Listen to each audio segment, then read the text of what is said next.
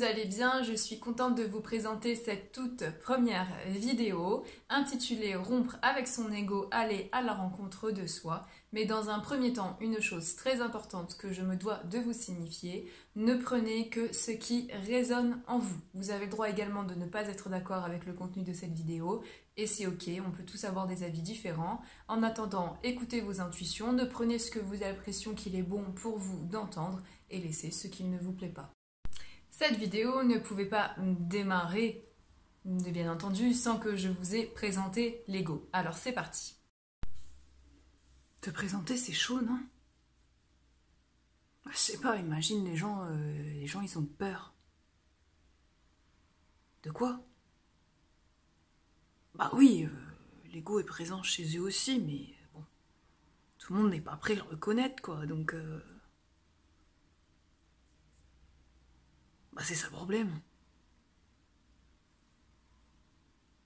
Oui, bon après, c'est vrai que sinon je ne ferais pas cette vidéo. Ok, bon vas-y, présente-toi.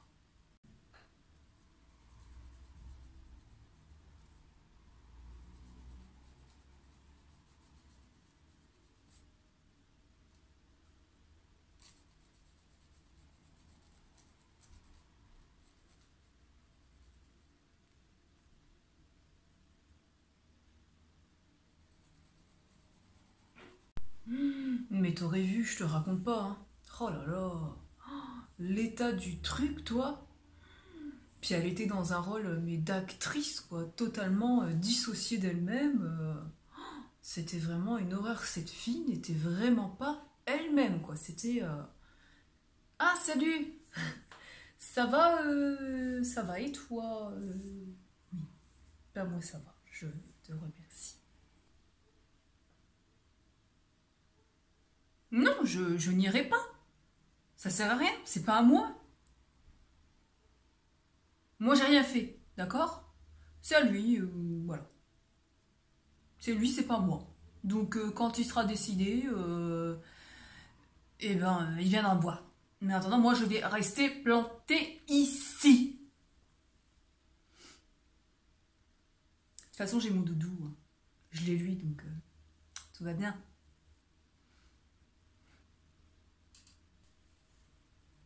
Écoute, je vois pas du tout ce que tu veux dire, d'accord? Moi j'ai un certain âge, toi tu as un certain âge.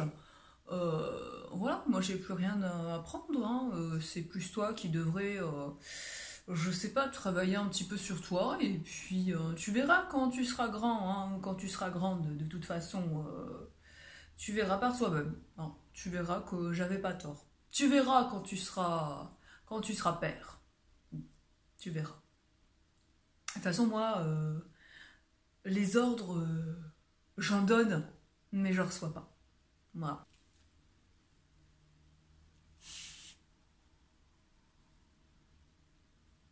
C'est ta faute! C'est toi, c'est pas moi! M'attaque pas, fais gaffe! Moi j'ai un bouclier de ouf! C'était un peu trop le bouclier là, non? T'es sûr? Je sais pas, j'ai un peu l'air bête, c'est une poêle quoi. On dirait un éléphant qui se cache derrière un pimps, enfin c'est ridicule. J'espère que cette petite présentation vous a plu. Il se peut que certains d'entre vous se soient reconnus.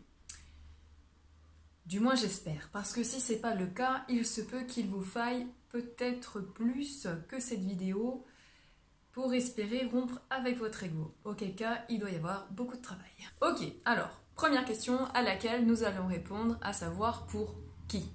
Qui doit rompre avec son ego? Il existe principalement deux types de personnes. La première personne, ça va être le profil de quelqu'un qui ne s'est jamais demandé vraiment qui il était, qui vit un petit peu en pilotage automatique, comme ça, et qui se remet jamais en question, ou alors très très peu. La deuxième catégorie de personnes, ce va être à l'inverse, les gens qui ne savent pas du tout qui ils sont. Ils ne savent pas ce qu'ils aiment, comment, pourquoi, de quelle manière, ce qu'ils veulent faire de leur vie, leurs faiblesses, leurs qualités, ce qu'ils aiment faire. Ce qui va être important de comprendre pour ces deux profils de personnes, c'est que rompre avec son ego est obligatoire, voire même plus que fortement conseillé pour aller à la rencontre de soi. L'ego est en fait un bouclier, c'est un défenseur. Ok, l'ego est un défenseur et non pas un défonceur. Quoi qu'il peut l'être en toutes circonstances si on repense au personnage de tout à l'heure avec son bouclier, à savoir qui est une poêle et avec poêle on peut tuer beaucoup de monde. De ce défenseur est qu'en fait vous allez probablement finir par croire qu'il vous représente. Et comme on peut voir tout à l'heure, ces personnages que je vous ai présentés de l'ego sont pas au top, quoi. On n'a pas envie d'être amis avec eux, quoi. Entre celui qui se prend pour le roi de la sagesse et qui n'a rien à apprendre, entre l'enfant qui fait du boudin avec son doudou et qui est dans la fierté la plus totale, l'autre personnage qui est très très hautain et ça se voit, d'ailleurs elle transpire de ses pores, voilà cette prestance ridicule du trop. Si vous finissez par croire que vous êtes ces personnages, il est vraiment temps de rompre avec votre ego et ça signifie que vous ne vous connaissez pas encore. Ok. Deuxième question à laquelle nous allons répondre, pourquoi rompre avec son ego? Revenons-en à cette idée de bouclier, de projection qui est fait pour vous défendre. Il est donc dissocié de vous, il ne s'agit pas vraiment de vous. Si c'est une projection qui sert à vous défendre, vous êtes là, caché derrière. Il y a vraiment une idée de bouclier. Je me souviens pas avoir déjà vu chez les gladiateurs et compagnie le bouclier greffé sur leur ventre, quoi. C'est... En même temps, il n'y aurait pas de place parce qu'il y a que des abdos, mais... Si il est séparé de vous,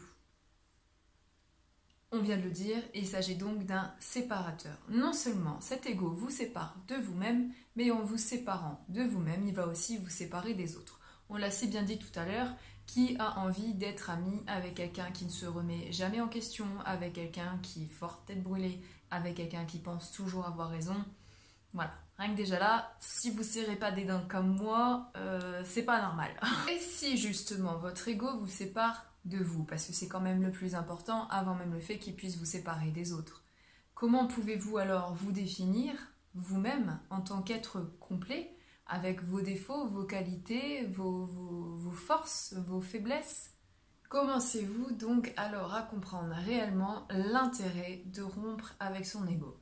En vérité, il s'agit d'une véritable rupture, comme si vous sépariez d'un ami qui a compté pour vous pendant des années, un ami qui probablement vous a fait du bien, vous a amené de l'aide, et qu'aujourd'hui ça devient un compagnon de vie peut-être plus toxique qu'agréable.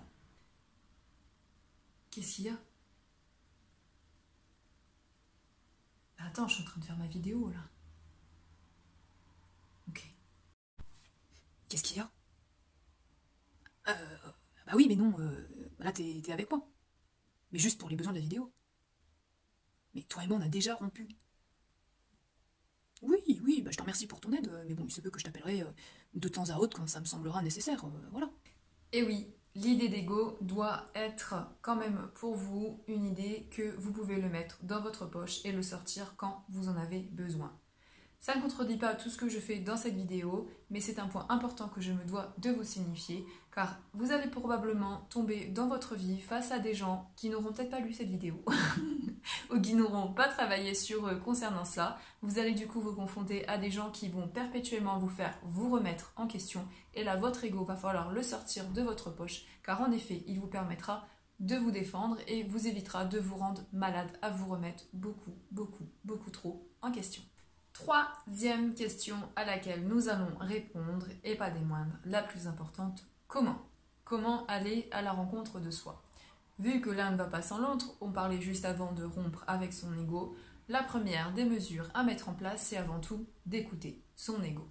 C'est cette petite voix dans votre tête qui va toujours être dans la réaction à ce que vous vivez, aux critiques que vous recevez. Mais il va falloir arrêter de réagir en défense et plutôt de réagir avec intelligence. Je m'explique. En effet, les événements que nous vivons peuvent être des déclencheurs à la connaissance et la conscience de soi, mais seulement si on est capable de les voir en tant que tels.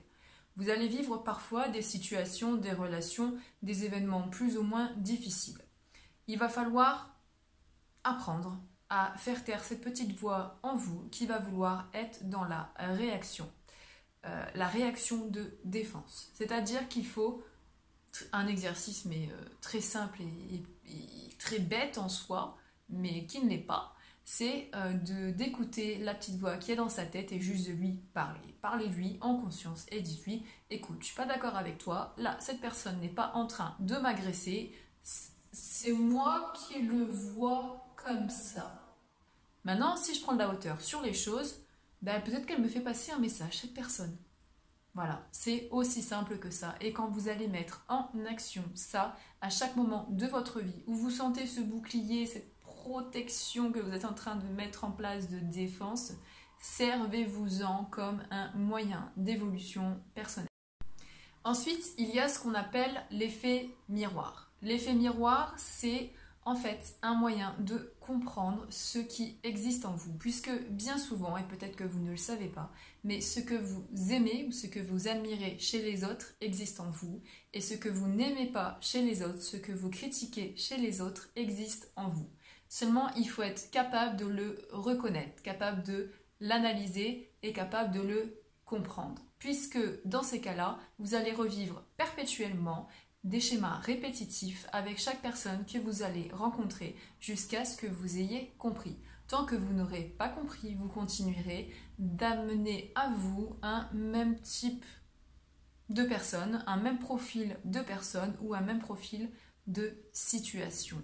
Et en plus, sans tout ça, vous oubliez de vous connaître et de vous comprendre. Puisque si vous êtes capable de faire face à une situation qui se répète depuis longtemps d'une manière différente que ce que vous aviez l'habitude, vous coupez un schéma. Vous vous ouvrez du coup davantage à vous-même, à la compréhension de qui vous êtes, et vous allez enfin peut-être être protégé de ces situations que vous n'avez plus envie de vivre, tout simplement.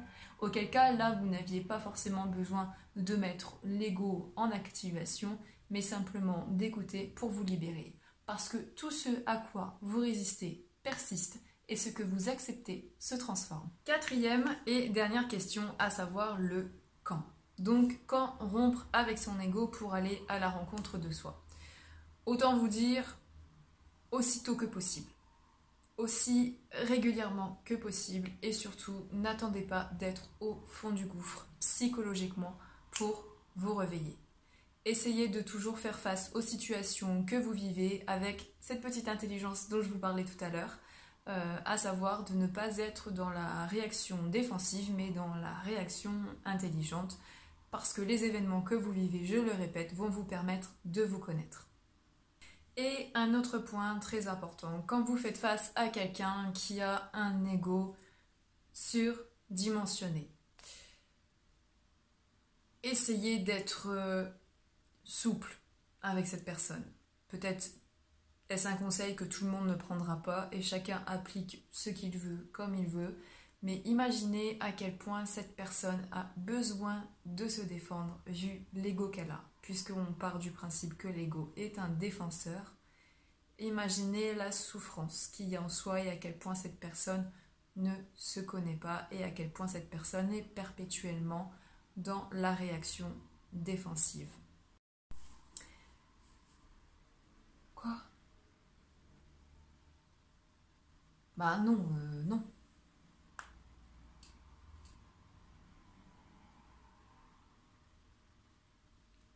En fait, on est en train de me demander si vous avez capté du coup que tous les personnages de tout à l'heure,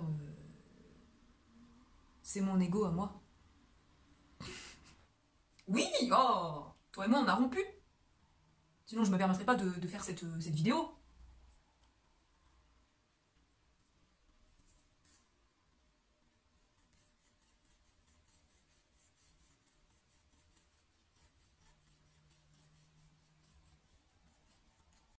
Voilà, cette vidéo est terminée, j'espère qu'elle vous aura plu. J'ai hâte de vous retrouver pour une nouvelle vidéo. Je vous dis à très bientôt et d'ici là, prenez soin de vous. Je vous souhaite une bonne visionnage. Vous allez bien, je suis contente de vous... La deuxième catégorie de... Mais si l'ego est dissocié de vous, c'est qu'il n'est pas vraiment vous. C'est pas clair. Faites un bouclier, c'est un défenseur. Je me suis fendu la poix. Oh,